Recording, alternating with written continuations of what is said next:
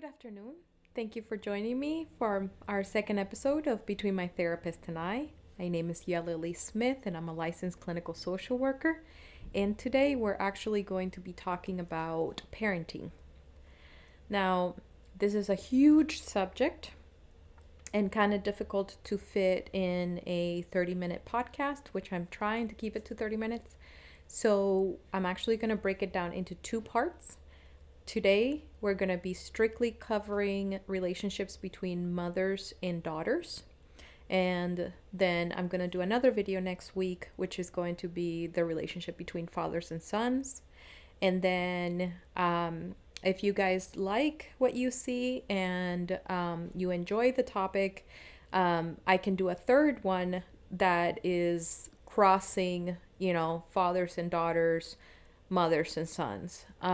So for today, we're going to be talking about primarily relationships between mothers and daughters, going from infancy all the way to adolescence, and then puberty and post puberty. So I'm going to take it to about 3 to 4 years old to 18. And what we're going to be talking about is the relationship dynamics between a mother and a daughter. We're going to be talking about the true goal of parenting and what it should be, what you're focused on whenever you start the process of parenting. What are the different types of parenting that you might see, especially as a mother figure. Um, and then we're going to be talking about why do children rebel. And finally, we're going to talk about how to address rebellious behavior and how to set boundaries, how to set expectations, how to set trust and rapport, build rapport and positive relationship, specifically according to your personality type and your parenting type. So jumping right in, because like I said, we have very little time.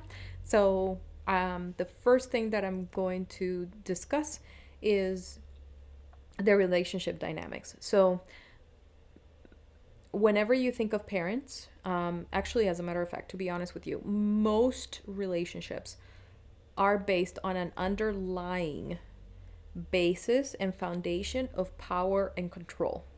So that is no different between a mother and a daughter. First, mom has a lot of power because mom has the primary source of food, the primary source of warmth, uh, emotional support, physical contact, psychological support, things like that. So mom comes with just a lot of already preset power, but has the child, in this particular case, the daughter, begins to go through the phases of development and gets older little by little, she's going to start to challenge you, and she's going to start to challenge that power.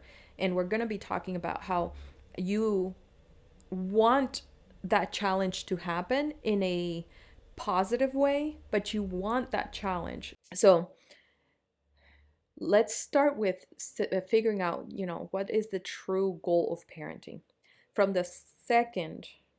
Because if we think about, okay, power and control, all right, so you that's what the relationship is based on. When you think about being a parent, ideally what the goal of being a good parent is that you bring into this world this person, this human being, a feeling, conscientious, emotional being, and you're bringing them into this world. And the goal is that you are going to turn this small person, who is basically a blank, socially speaking, a blank slate when they come to you. So they don't know anything about the world.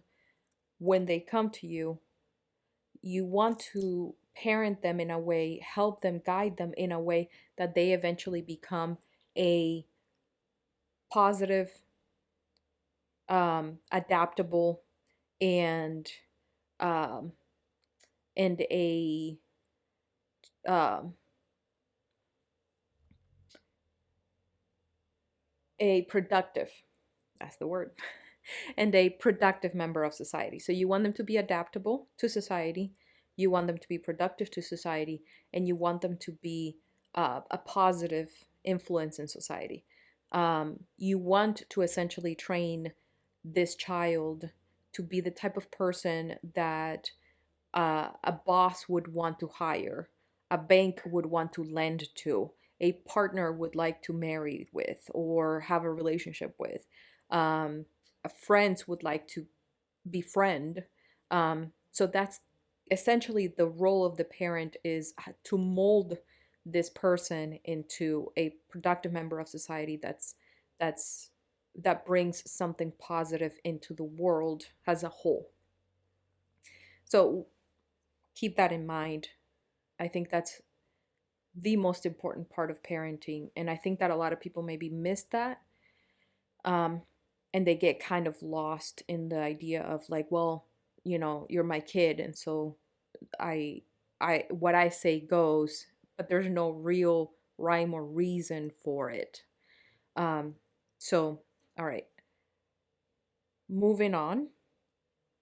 So now we're talking again, foundation is power and control. The goal is to use our influence, our power over this child, over this human, to create a well formed, productive member of society. Um, Someone with an identity, a strong personal identity. So, very important. So, you're going to find overall, and this is a very general podcast, so, I'm trying to be as general as possible so I can reach as many different people as possible. But you're going to find overall, most parents fall into one of these four categories. You have the very passive parent, so this is someone who's very laid back. Um, they're involved. It's not that they're not involved. A passive parent, the way that I see a passive parent is, they are involved and they want the very best for the child, but they don't know how to set boundaries with the child. They don't know how to say no and follow through. They don't know how to set rules and expectations and follow through. So when it comes to the idea of setting the power dynamic between the child and the mother who is passive, um, you find that there's a lot of problems there. So that's passive, and we're going to talk about that in a little bit more detail. Then we have reactive parent. So this is someone who um, they go from being very, very quick to anger. They're they have a difficult time managing their own emotions. They have a difficult time with triggers. They're triggered very easily. Sometimes the child can be a trigger, and the parent and the mother doesn't really even realize it, or realizes it but doesn't know what to do about it. So a very reactive parent is someone who's going to kind of go off the handle and have a very rough reaction to even the smallest thing, like somebody dropped something accidentally, and they're going to get yelled at and screamed at and punished, and like things like that. So to like the child maybe walked a little too close to the sidewalk, and all of a sudden now you're like screaming at them. So you have reactive parent, someone who does not know how to execute power and how to demonstrate power in a positive and healthy manner. Instead, they are very aggressive in their energy and very aggressive in their reaction, and they're in the delivery of the power that they have over the child. Then we have authoritarian, not always reactive, mind you. Sometimes they can be confused, but an authoritarian parent, which is most of the time they're kind of like that helicopter parent, not necessarily reactive. Sometimes you get authoritarian parents that are just very emotionally just flat, and they, my way or the highway. I'm not going to repeat myself. You do what I tell you to do. I'm your parent. You're my child. You don't speak. You don't have an opinion. You don't have a voice. Um, you don't do anything outside of these very specific parameters that I have set. And if you do, then I'm going to have very strict punishments. I'm going to typically not let you live it down when there's a punishment. So I'm going to remind you on a regular basis. I'll most likely be comparing you to other children who may be, in my eyes, as a mother, better fit as a child than you are, or doing a better job as a child than you are. So now we're talking about like authoritarian parent is more like that. Like, I'm going to control how you play, I'm going to control how you act, I'm going to control how you think. You don't have a voice of your own. And then you have like the very laid back, not actively involved parent.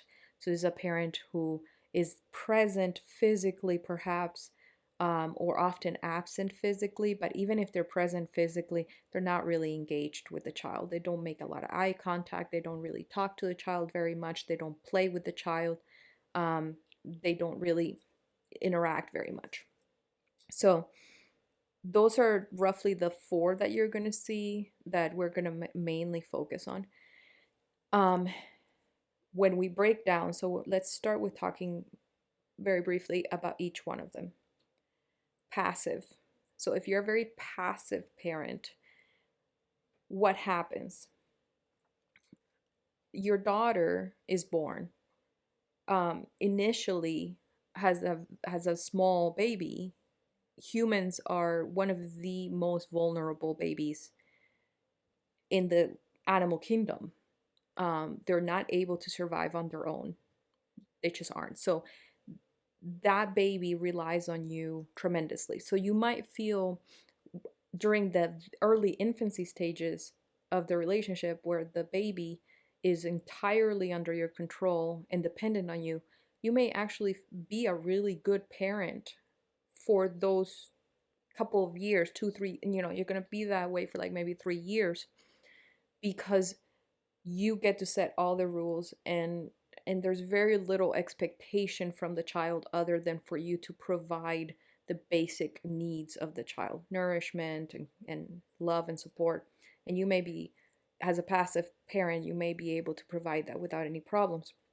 Now, once the child moves into um, stages of development where they start to find their identity, and they're going from like 4 years old and up, that's when a passive parent starts to really find difficulty, because a passive parent doesn't know how to set boundaries with themselves as a person. So the majority of the time, a passive mother will not know how to set boundaries with herself. She will not know how to set boundaries with her spouse or her really significant other, if there's a significant other in the picture. She will not know how to set boundaries with friends and families. And so she will not know how to set boundaries with the child. And what does that look like? So that looks like um, the child does something wrong, and mom says, "Honey, don't do that." Okay, mom, that's fine. Turns around, the child does it again. "Honey, don't do that. Next time you do that, you're going to get in trouble." Okay, mom, the child does it again. The parent doesn't actually follow through with that initial threat of like, you're going to get in trouble. Um, if the mother actually does follow through and like put them on timeout, usually the mother doesn't keep track of the timeout. She will cut it short because she feels guilty. If the timeout is inconvenient to the time, not inconvenient, but maybe like doesn't, not so much inconvenient, but if it cuts into like a holiday event or a birthday or something that the child wanted to do, you would sacrifice the time out and the structure for making the kid happy instead. what happens with passive parents and why do this daughter rebels against a mother who's a passive mother. Around the age of 4, you're talking about now the child, the little girl, is kind of already able to identify a lot of what they are going to come to understand has power and control. So they can see that mom doesn't follow through. They can see that mom's easy to manipulate. They can see that mom lies or um, often bends the truth so that she can get away with not having to set boundaries and expectations. And so the child is going to, at a very early age, start to understand that she doesn't need to actually respect that mother. She's not going to be held responsible for respecting that mother. So you had year after year after year, especially if the child is witnessing that the mother doesn't set boundaries with other adults around her, um, essentially the mom is going to become a non participating, um, like a parent or non like in authority, person of authority. She's going to become like a non-participating person of authority. So the child may engage with the mom, they may love the mom, but they're not really going to see the mom has any form of authority whatsoever. And so as the child continues to develop and gets more and more independent and needs the mom less and less, the child is going to start to recognize, I'm actually the one in control. I actually get to set the rules here. Especially if you get a child that in response to the passiveness feels like she has to take over the role of parenting or the role of being in charge, because that happens all the time with passive parents.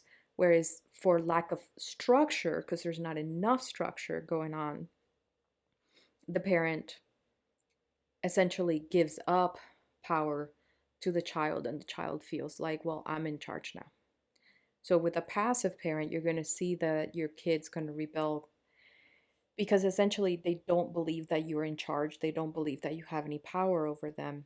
And they're going to question you. They're going to tell you that you're a hypocrite. They're going to tell you that that, you know, you're a pushover. They're probably going to feel like they have to protect you instead of you protecting them. So the child will feel like they have to protect the parent instead of the other way around. And so that's when you're going to see the rebelliousness coming up, because the child is going to feel like, I know more than you do. I have a stronger identity than you do. Um, then the next one that we were talking about is the reactive parent. So this is usually a parent that did not learn at an early age how to emotionally control themselves. So they don't, they're pretty much a victim of their own trauma or their own triggers, um, and most likely their own bad parenting. And so what happens is with reactive mothers is that you get a child who, at first, that child is going to be afraid of the reactive mother. But then over time, the child is going to start to realize that the reactive mother is really not as scary as they thought that the mother was.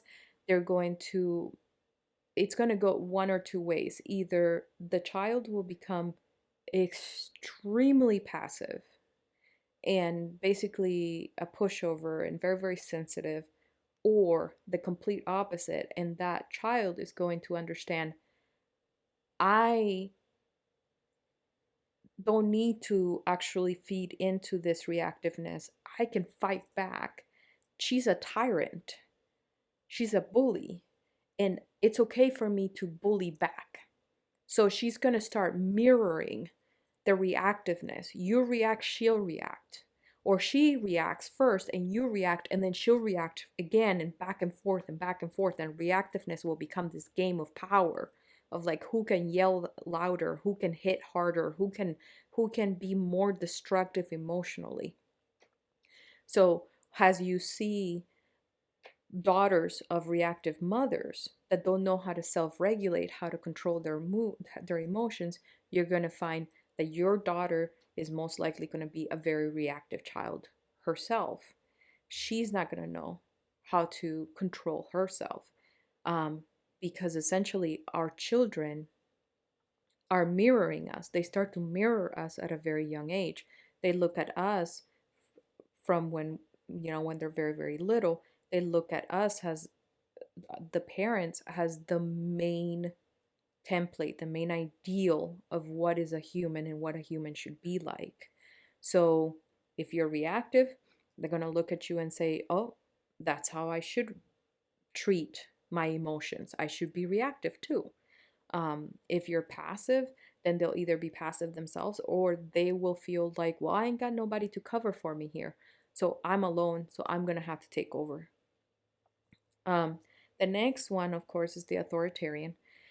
The authoritarian, typically, you will find the child to be very, very well behaved in private, very well behaved. Um, Early childhood will be just a pleasure, and you're going to feel very much like you did a wonderful job. Unfortunately, what you are essentially bringing up as a human in society, as a person in society, is a yes man. So, a yes person. So, essentially, you're bringing up this young person who is not going to know what an independent voice sounds like. They're going to have difficulty setting boundaries with people. They're going to have difficulty um, standing up for themselves, setting expectations, following through with expectations, things like that. As they get older, they'll get to like 12, 13, they will start to rebel in the sense of they're going to start to cut. You're going to, a lot of authoritarian mothers end up seeing their daughters with significant eating disorders, with disorders of cutting, um, self harm, suicidal ideations, things of that nature, because they've not been allowed to actually have an identity of their own or learn how to express themselves in any way, shape, or form. And so instead, they internalize their feelings and they take it out on themselves rather than rebel against you, the authoritarian parent.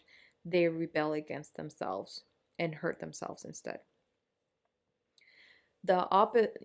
Another possibility that happens too with authoritarian parents is that their rebellion turns into almost like a coup.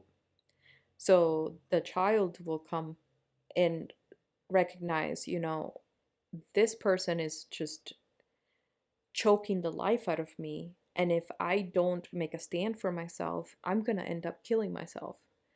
And so what they do is they start to, sneak out, get tattoos, get piercings, start dating, promiscuity, and they do it in hiding. So you may not realize that a lot of it is going on. You think that your child is still perfect, but they're rebelling in their own secret way. Then the next one is the disengaged parent. So these the the daughters of these mothers feel very early on extremely alone. And so, that unfortunately, the type of rebellion that you're going to find is that it leads to them desperately looking for companionship. They're looking for a role model. And so, they'll either start having relationships with men or they'll start having relationship with girlfriends that are not exactly the best. Um, but you'll see the rebellion in the sense of the child will start to disregard you as a parent and they'll just see you as like just somebody that's just there. They're not going to come to you to talk. They're not going to trust you. They're not going to come to you when they need help, if they get hurt, um, if they've been abused, anything like that. They're not going to trust that you are actually going to care enough to listen. So you're going to find that you have you have a daughter that doesn't talk to you, that spends most of her time in her room, um, maybe has a boyfriend and you didn't even know it. Um, you're going to find that you'll have a daughter that tries to find friendships and relationships with other individuals, other people in her life who are probably very toxic because she has no real idea of what a healthy relationship looks like because she's never seen you be in a healthy relationship. Usually, the people who are disengaged parents are people who are extremely busy, um, and overwhelmed, or they have uh, very narcissistic tendencies. Um, they have you find disengaged parents who are suffering from depression, who use substances. So the focus is not so much what are you doing. The focus is more on whatever it is that's happening in that adult mother's life is taking on, whether it's a substance, whether it's a divorce, um, uh, whether it's being in a domestic violence situation, whether it's whatever it is, whether it's working two jobs, whatever it is, it's bigger than your child and what you can give to, what you can sacrifice. So all of these other sacrifices that you have to make are bigger than what you would sacrifice for your child. So the child kind of becomes the very, very, very last thought. Um, the rebellious phase there usually comes with a sense of also a lot of guilt and shame, and the child develops a lot of, as far as low self-esteem, um, identity crisis. They have difficulty figuring out who they are. um, they look to different sources to find identity and oftentimes don't find it in the best places. um, so that's kind of like a quick snippet of each of the personalities and why their children rebel.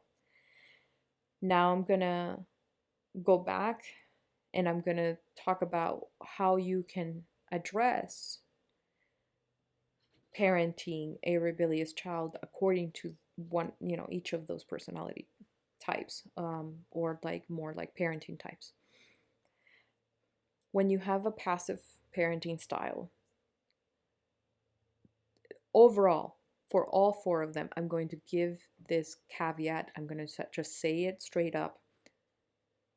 As a parent who has a daughter, as a mother with a daughter who is being rebellious, you need to sit down as the mother, as the adult, and you need to sit down and you need to be willing to be extremely honest with yourself. You need to be able to ask yourself, what is happening in the relationship that I have created between my daughter and that I did, that I am willing to accept and recognize, that I am willing to work on.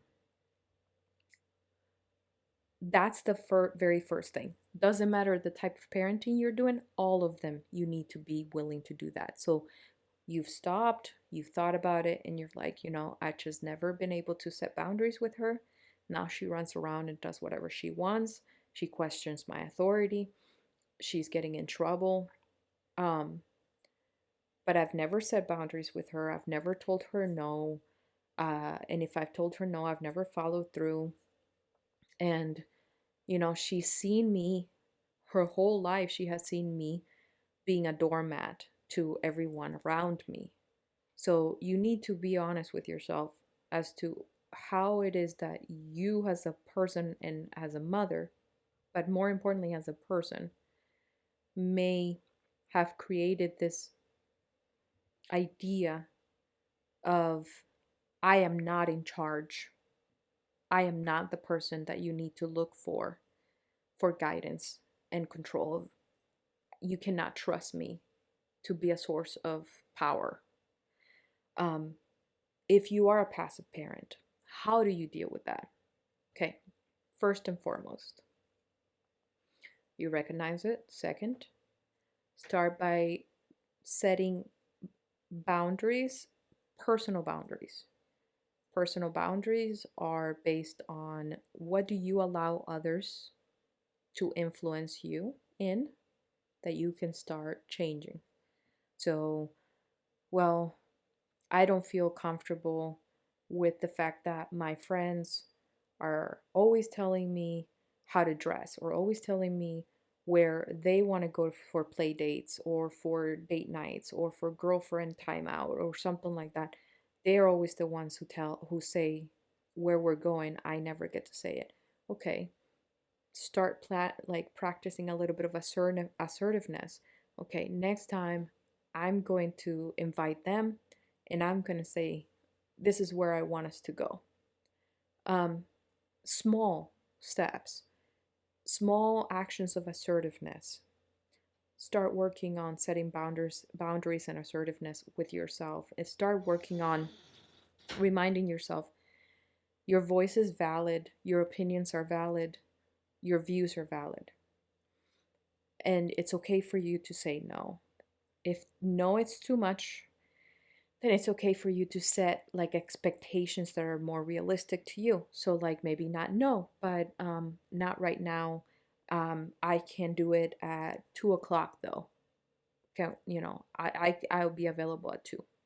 You know, so that's the key to parenting a child, a human being. The key is follow through and honesty and not promising things that you can't deliver. So focus on that. All 4 of them. That's the key. No matter what your parenting style is, that is the key. Follow through, honesty, don't overpromise, underdeliver. Don't overpromise, underdeliver. So if you know you're a passive parent, a passive mother in particular, if you're gonna try to set an expectation, set it to where it's something that you can meet. Start practicing doing things as you are able to meet them. Okay. um be honest with your ability, with your boundaries and what you can and cannot follow through with.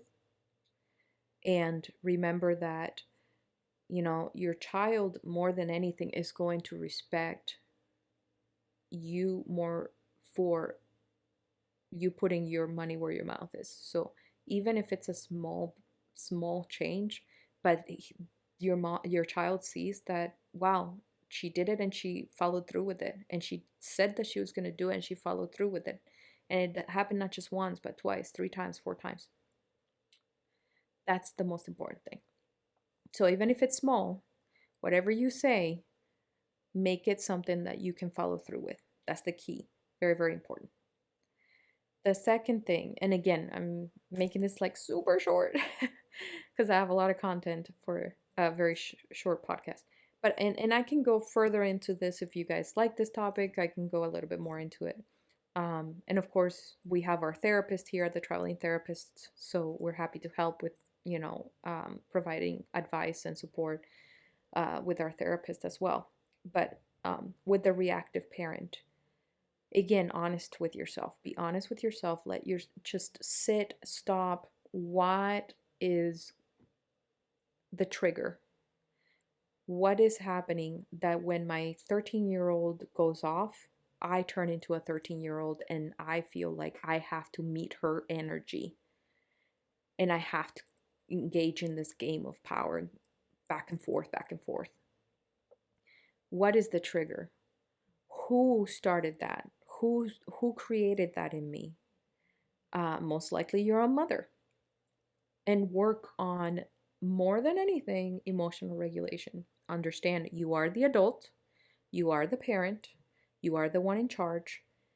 They are not going to be able to see that though if they can get you to turn into a 13-year-old just like they do, just like they are. They're not going to see it. You're not going to win. Because the second that you revert to that, they've already won. If you can stay in control of your emotion, you won. If they can get you out, of your feelings and turn you into just as much of a child as they are, then they've won. So focus as much of your attention as you possibly can on emotional regulation. That's the first key. And then, just like I said before, you want to have that follow through. You want to be honest with your expectations. You do not want to overpromise and undercommit and underdeliver. So, I'm going to whoop your butt and then don't do nothing. Be honest. I'm going to put you on timeout, or I'm going to take away your cell phone, and then actually take away the cell phone. You're not going to the Disney trip then. Seriously? So the entire family is going to it has to cancel the Disney trip because you told your daughter that she doesn't get to go to the Disney trip. That's not realistic. You've already bought tickets, you've already had the hotel room. You're going to cancel all of that the day of because you got into an argument with her. That's not realistic. So that's not a realistic threat. So again, keep it realistic, keep it something that you can follow through with so that you can prove to her that you're not someone that's flaky. Next one, authoritarian. Think twice before you consider the idea that you're taking away the identity of your child is the best thing for your child. It isn't. It isn't.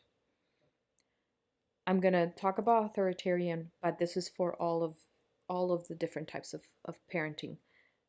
Try to encourage as early as possible for your child to develop their own voice. Whenever they're small, show them a couple of options for shirts and let them pick. Show them a couple of options for bottoms and let them pick. If whenever it's time for dinner, give them a couple of options for vegetables and let them pick. For something to drink, let them pick. If they have a snack, if you guys are going to play with a toy, if you guys are going to do a board game, if you're going to go to an activity, give them a couple of options and let them pick.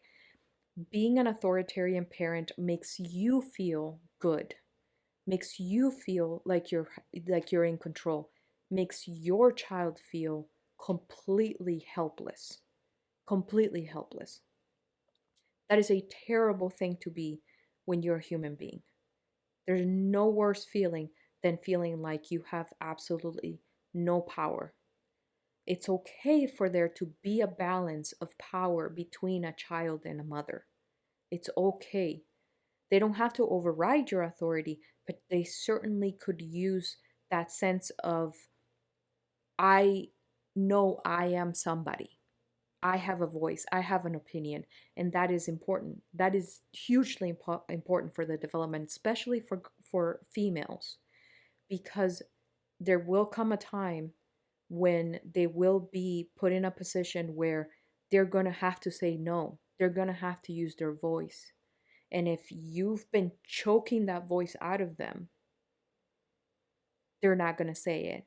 And that's where the abuse happens. That's where the toxic relationships happen. You take your pick. Okay, the next thing and the final one is the disengaged parent. All I can say about a disengaged parent is that child that you brought into this world needs you. They need your attention. 15 minutes, if that's all you have every single day, to put them to bed, to put aside the phone, turn it off or leave it in the kitchen or whatever, just exclusively eye contact, read story, talk, connect. 15 minutes if that's all you can afford, but build on something, because before you know it, you're going to become obsolete for that child, completely obsolete.